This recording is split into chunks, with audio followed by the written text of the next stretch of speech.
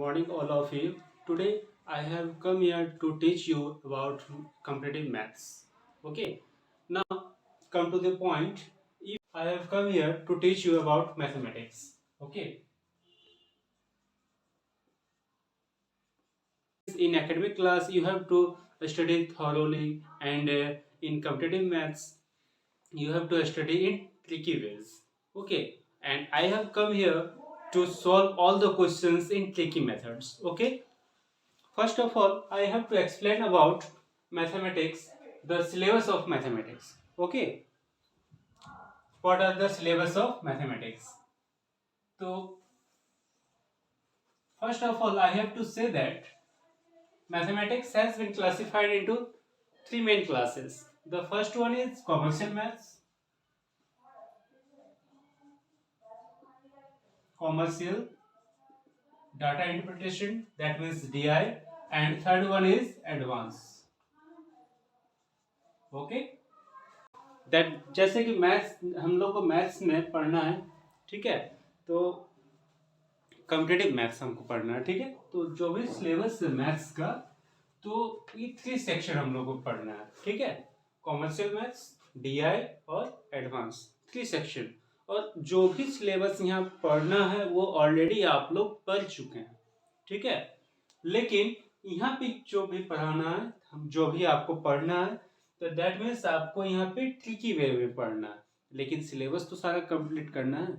अगर आपको सिलेबस के बारे में ही अगर पता नहीं रहेगा तो आपको क्या करना है क्या नहीं है, इतना क्वेश्चन क्या बनाएंगे कैसे बनाएंगे, तो आप लोग कन्फ्यूजन में होंगे। और अगर आपको पहले ही सिलेबस आपको पता रहेगा तो जैसे जैसे जाएगा, जैसे मान लेते late us suppose that you have only 5 number. Okay, यानी कि कहीं हम जा रहे हैं, जैसे कि धनबाद टू रांची जा रहे हैं, मान लेते 5 स्टेशन आ गया, यानी कि धनबाद है, ये रांची है, ठीक है।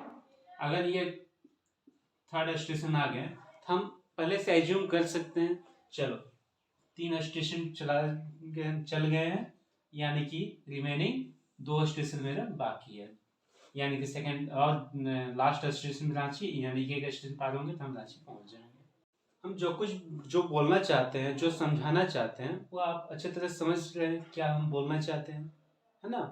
ना commercial maths, first one is percentage, second one is average, third one is ratio and proportion,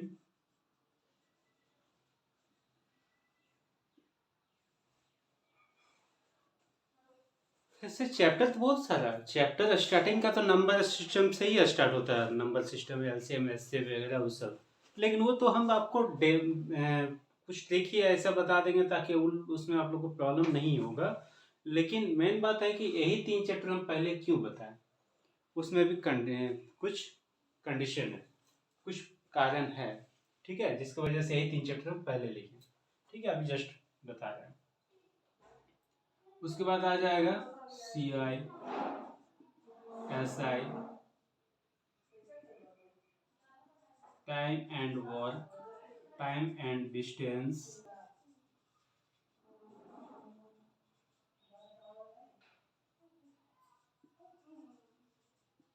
profit and loss,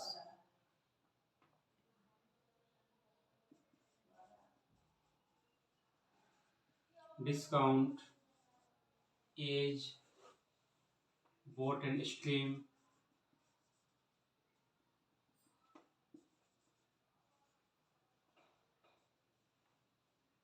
and show.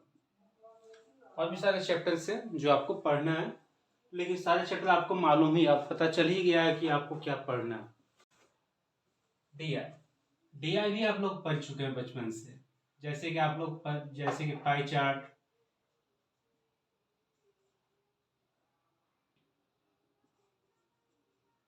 Bar graph,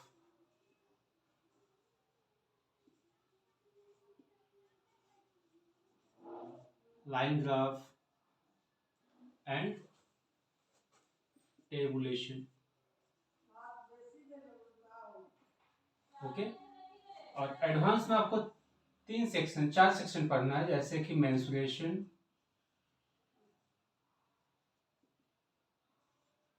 algebra,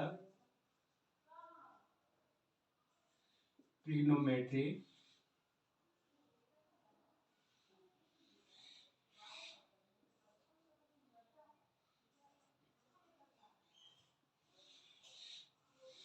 and geometry. आपको इतना सारा पढ़ना, ठीक है। अब आपको देखना है, अब बहुत सारे सोचते हैं कि बैंक का तैयारी करना, बहुत कोई सोचते हैं कि हम एसएससी का करेंगे, सिलेबस क्या करना है क्या नहीं, ठीक है।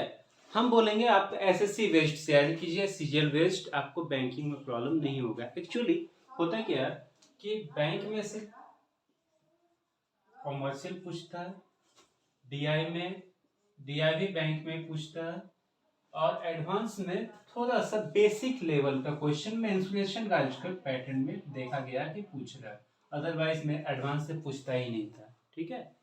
और एसएससी में तीनों सेक्शन पूछा जाता है, एसएससी एसएससी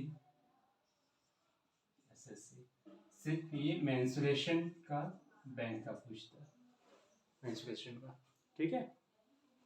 अब आपको तो यह पता चल गया कि आपको ये इतना सारा सिलेबस आपको कंप्लीट करना मैथ्स में, ठीक है। आज हम सिर्फ मैथ्स का बता रहे हैं, दूसरे क्लास में अगर जब बताएंगे रीजनिंग का भी आपको सारा सिलेबस बता दिया जाएगा, अभी फिलहाल मैथ्स का बता रहे हैं, ठीक है। चलिए, लेकिन कोई भी चैप्टर को ट्रिकी वे में बताने के लिए कुछ आपको बेसिक जानकारी रखना पड़ेगा, ठीक है। कुछ आपको बेसिक नॉलेज रहेगा तब ना ट्रिकी वे में। अगर डायरेक्ट हम बता देंगे कि 450 का अगर 20% इंक्रीज किया, फिर 20% इंक्रीज किया, तो अप्रोक्सीमेटली कितना इंक्रीज करिए, 2 टाइम्स, ठीक है। अगर हम आपको डायरेक्टली क्वेश्चन पूछते हैं, ठीक है, if the salary of Ram is increased by 20%, then after also 20% increased, then what effects on his salary?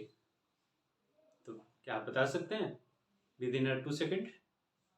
थोड़ा प्रॉब्लम होगा, क्यों? एक्स मानिएगा, let us suppose that x%, let the salary of Ram be X, फिर 20% increase कीजिएगा, फिर जो increase किया हुआ उसका अमाउंट निकालिएगा, फिर से उसका 20% इंक्रीज कीजिएगा, ठीक है, तब ना जा निकालिएगा। उसके लिए भी और एक बात है, जो भी चैप्टर्स आगे पढ़ने वाले हैं, लेकिन हम बेसिक चैप्टर आपको क्या बोले, परसेंटेज, एवरेज और रेशियो, परसेंटेज, एवरेज और रेशियो बोले, ठीक है। क्यों?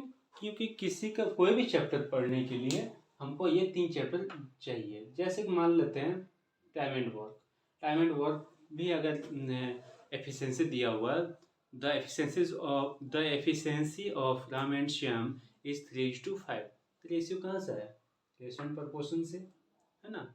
The ratio of age of Ram and Shyam is 2:5, 2:5 ratio से ही है। The average age of A and B is 52 years. Average age, average side, है ना। If a person sold an article at a profit of 20%, ऐसे करके question रहेगा, तो 20% profit जो बोल रहे हैं, 20% आया कैसे? परसेंटेज से आया।